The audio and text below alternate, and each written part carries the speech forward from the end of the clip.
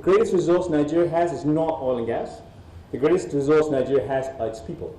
How long would we remain at the mercy of others to determine our fate? So the what next is going to be the direction. What next, how best, where else, when next.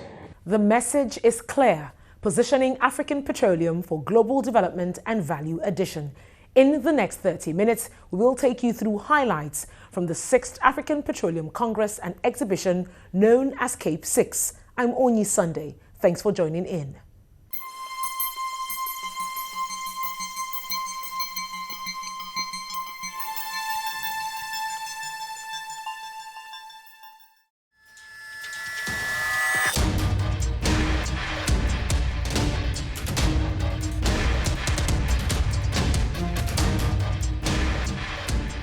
Positioning African Petroleum for global development and value addition was the theme for the 6th African Petroleum Congress and Exhibition known as Cape 6. It takes place once in 3 years and attracts petroleum specialists from Africa and around the world.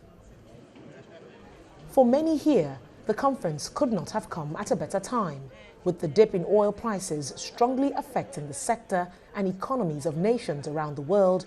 Organizers waste no time in setting the tone for the 4-day conference that took place in Nigeria from the 14th to the 17th of March.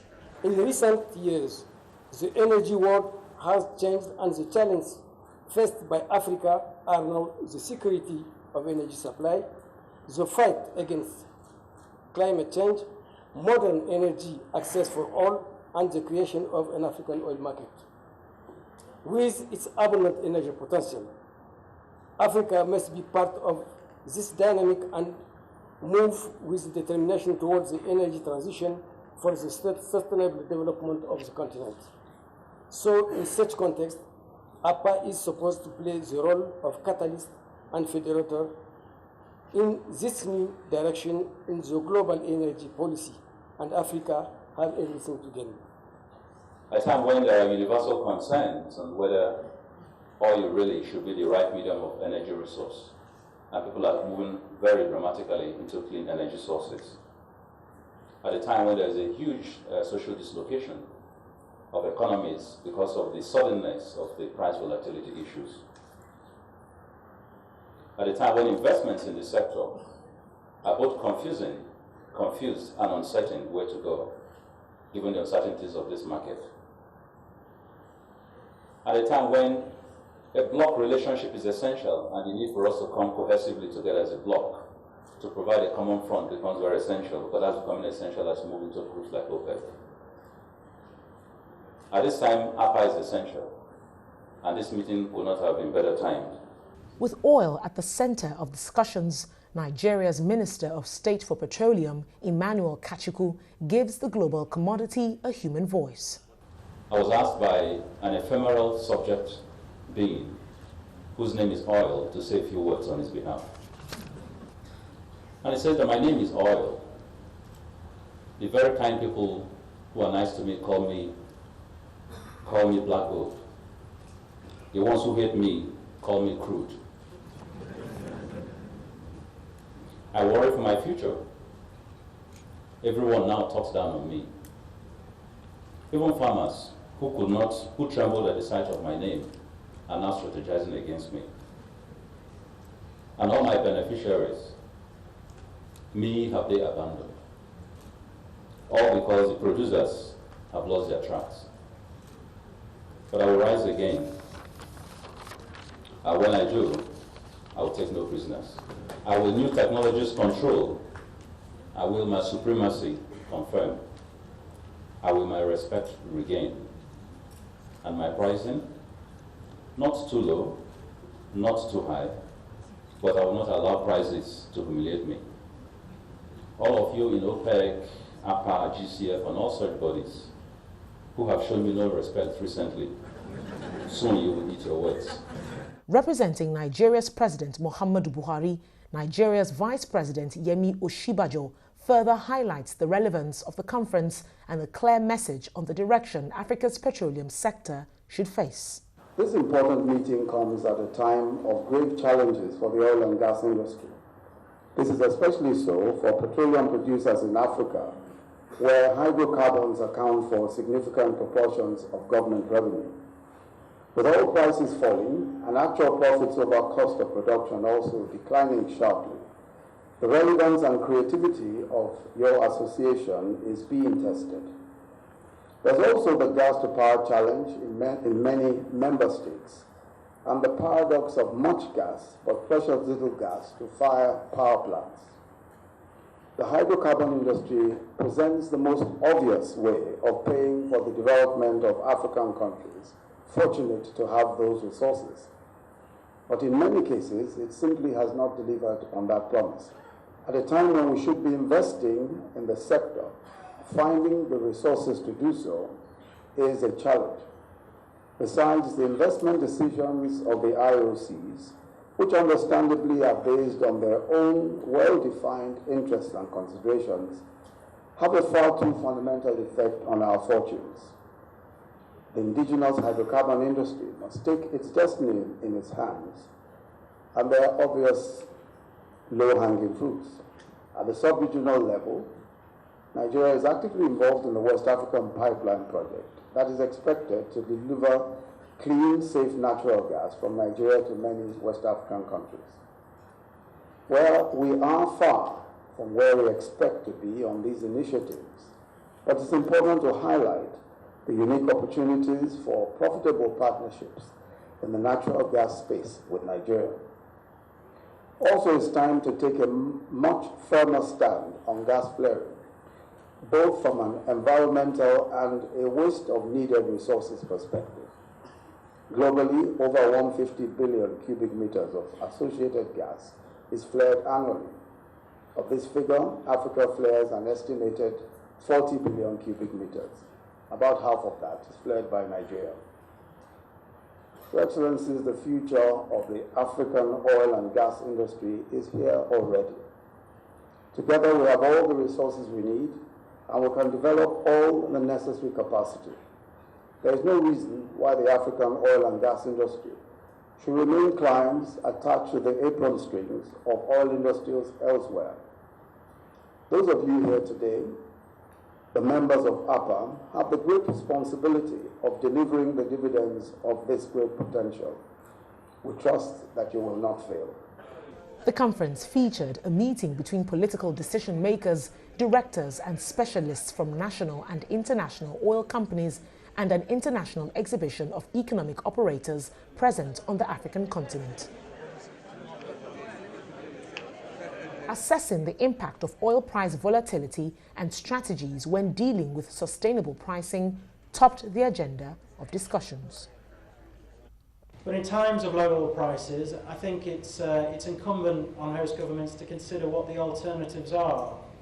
The universe of replacements for oil companies who default on their commitments is certainly much more limited than it was when oil was at $130 a barrel. There are also things outside of the contract that governments can think about in times of low oil prices to make their regime that much more attractive. Fit-for-purpose legislation, policy responses that are consistent with the low oil price and the economics of projects. One thing that people need to be mindful of in this low oil price environment is that there's a greater temptation for people to cut corners. People are chasing business, and that can sometimes lead to less compliance with anti-corruption measures than is optimal. So it's important to be vigilant to that. The impact of corruption, of course, it's very economically inefficient, but it also taints the reputations of countries and makes it much harder to achieve financing and to achieve investment in future. I belong to the school of thought that I think a dose of low oil prices was very good for the industry. Yes. Our production costs had ballooned to levels that were not controllable. Yes, inflation is a good factor, but the cost of business has grown so much out of what I would call value proportion that it was not sustainable. So this low price environment allows us to take a look at how we operate, the way we conduct business, and actually try to bring down our costs to value-oriented kind of outlook, meaning that for any dollar that we spend, for any naira that we spend, we want to make sure that there's absolute value in it, and it's not just because we're deep pockets, because we're not deep pockets anymore. While the price of oil remains an important factor, some respondents at the conference believe the focus of discussions needs to move away from the price of oil. As we gather over the next 3 days, we must ask ourselves as Africans and those genuinely interested in Africa this week, one question: how long would we remain at the mercy of others to determine our fate? It's time we as Africans take advantage of the vast resources that we have in human capital at our disposal to look inwards and implement solutions that work for us, which the rest of the world will need, rather than this endless wait for the rest of the world to determine what is good for us. I am part of those people who believe that we just need to actually look that way. We don't need to be looking at what we can get from the oil, but what we can do with the oil, what we can do with the gas. Because again, we have not done well on that.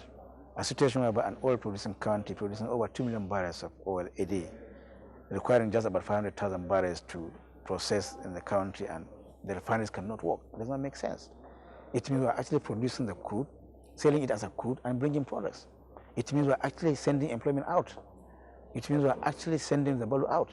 But if you add value to it, by the time we actually add value to it, it means we refine and get many products. The industry that will come out of that will be enough to actually employ people. We have a lot of things that we don't need to import. That means import substitution. So you can see the economic growth will be higher, the earnings of the people will be higher, and employment will be generated. So that's what we mean by saying value addition should be the key. Again, if you look at the whole industry, what the oil industry, oil and gas actually contribute to GDP of Nigeria is less than 15%. Agriculture still contributes more than 30%. So if we concentrate on agriculture and rely less on the export of crude and add value to the crude and export products, the employment that will be generated out of that will be huge. Nigeria is a member of the OPEC countries. It's a member of the APA. There are other countries that are not members of these organizations, and they are oil-producing nations. If you compare where we are now and compare with where those are, you find out that we have not started. And so, for that reason, it now becomes quite thought-provoking.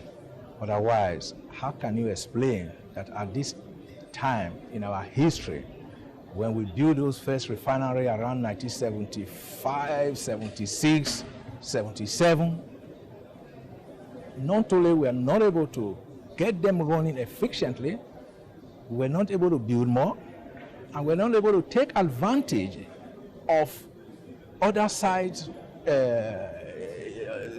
the opportunities.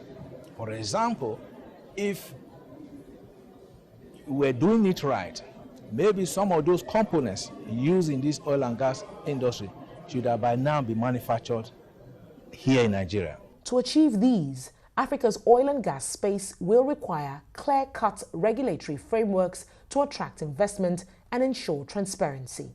When this special broadcast on the 6th African Petroleum Congress and Exhibition returns, we bring you the highlights and focus on the need for successful partnerships in Africa's oil and gas sector and much more. Do stay with us.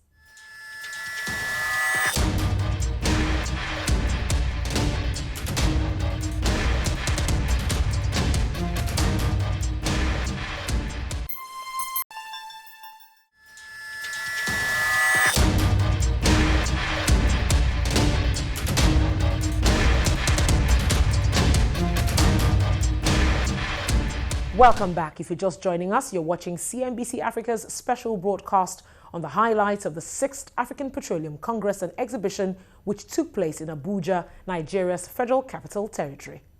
Using Nigeria as a case study, stakeholders believe the solution to problems in the country's petroleum sector does not lie solely in the long-awaited petroleum industry bill.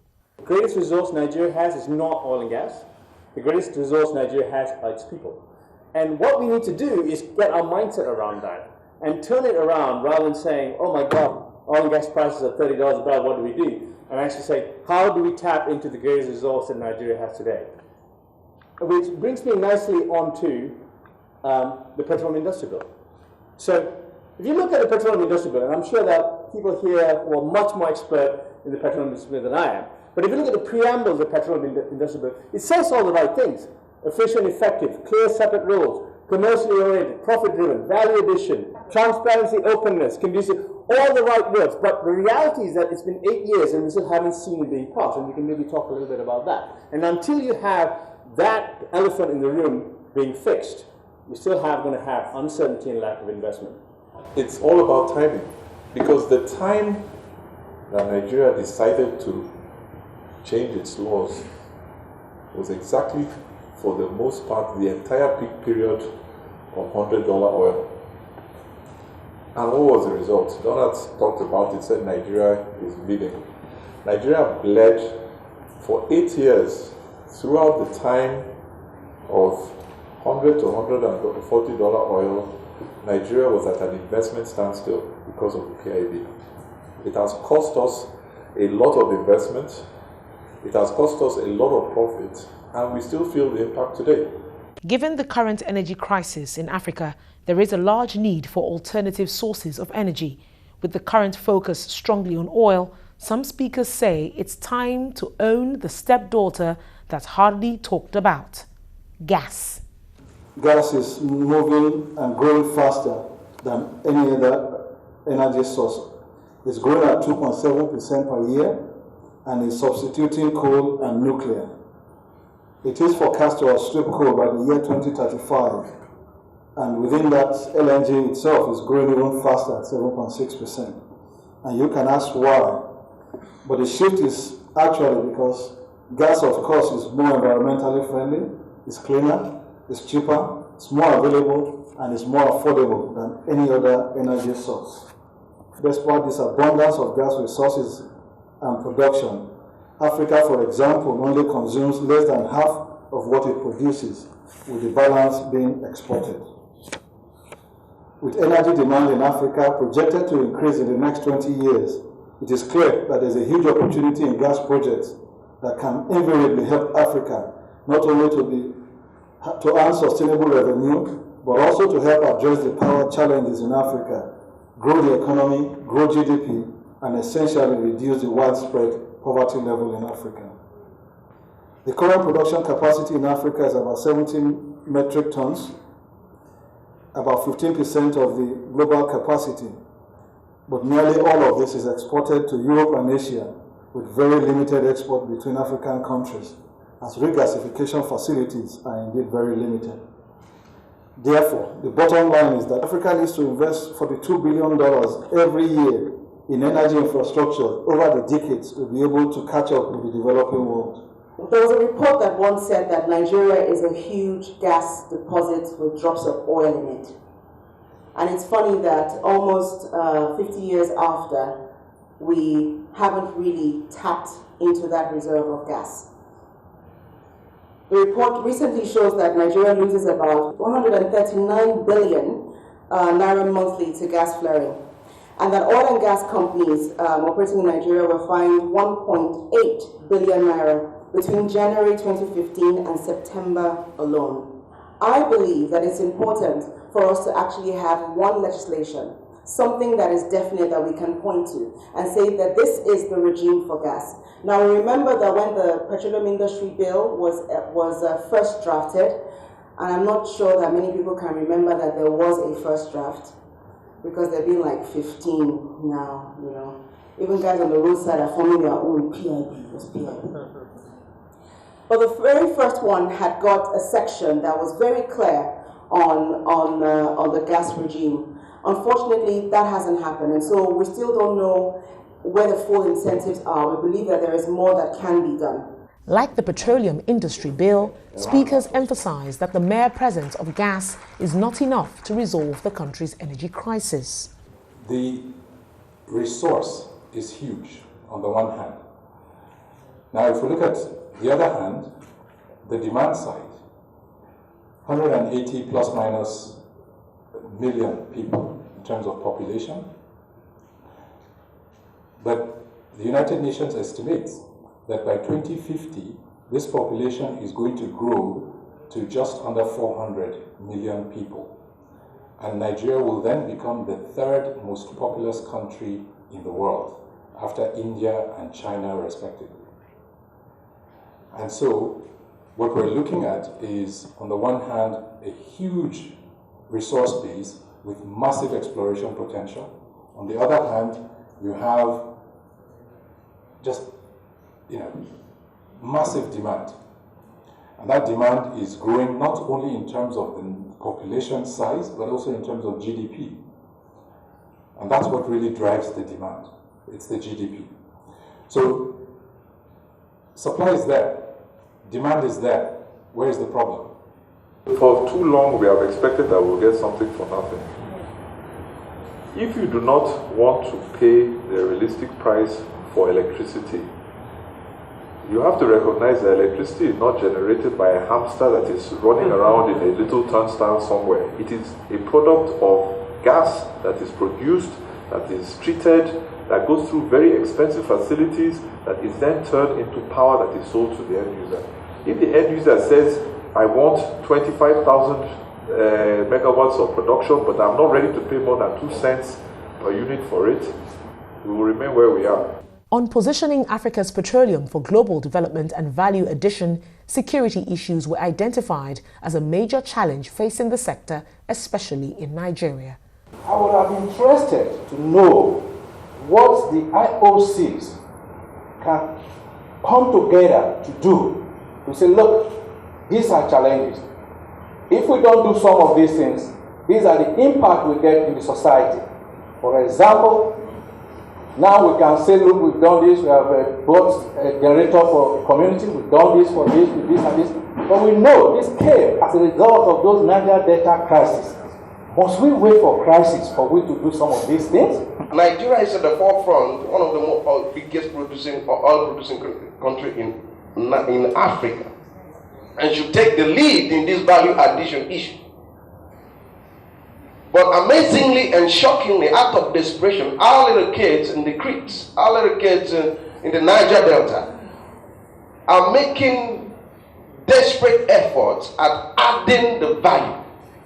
And what did our father, the government, do? Burn down all their structures, call them illegal refineries, brand them criminals, and all of that. Both illegal refineries are processing stolen crude. And so I'm not quite sure how you want us to accommodate in our hearts that people are breaking into our pipelines and stealing our crude and refining it. If you break my pipeline and steal my crude and refine it and sell it solely for your profit, destroying the environment, destroying the habitat around you, and then you turn around and say, well, I should forgive you and let it go and everything is okay and I should accommodate it because I'm an NPC, you're asking a lot, sir. Asking a lot, and I think it is very hard for us. What they need to do, we need people with talent, and if those people have talent in those areas, then they should step forward. To successfully position Africa's petroleum for global development and value addition, players in the sector are advised to form partnerships between IOCs and NOCs, but most importantly, form and solidify partnerships across the African continent. I've observed that there is no sincerity, or if there is, the level of sincerity in our operations and our collaboration is very shallow. Even among the oil-producing countries in Africa, tell me, 18 years after, how many of them have any concrete collaboration? In other words, are there any two countries in Africa that are doing business together in terms of oil exploration, production, refining and all that? You find that there's none, and it's been 18 years. Therefore, if we are talking about the oil and gas industry, it is good to talk about it in the context of the global industry. But more particularly, we must talk about the industry as it relates to Africa. Again, it's a good opportunity for countries to begin to look inward, check their cost profile. I think in an era of $120 a barrel, we all assumed it was never going to end. And so costs were just leaping up in bounds. But now, companies and countries are sitting down to say, really, are these the best prices in which some of this exploration work or production work can be done? And if that is all we get out of this turbulence in the oil pricing, then that's going to be a very big loss when we eventually recover. In addition, even the recipient revenue countries are also beginning to say, how have we applied our resources? How have we applied our income? Because the reality is that a lot of countries that benefited from oil boom are unable to show much on ground. And a lot of studies out of business schools are now beginning to look at what countries like the Far East countries, like the Gulf countries, did right. What were the driving forces? What was the relationship between governance and savings? And I think countries in Africa will make well to look at those sort of studies and begin to say, how do we advise our governments in terms of how to apply this? Going forward, a lot of intelligence is required to survive in this terrain, largely because there's paucity of funds. Yet there are huge unbundled challenges that never go away. As Minister of Petroleum, I think I sit down every day and I'm asking myself, what next? So the what next has got to be the direction. What next? How best? Where else? When next? With all said and done, the conference offered African oil producers the opportunity to assess the challenges the sector faces and prefer realistic solutions.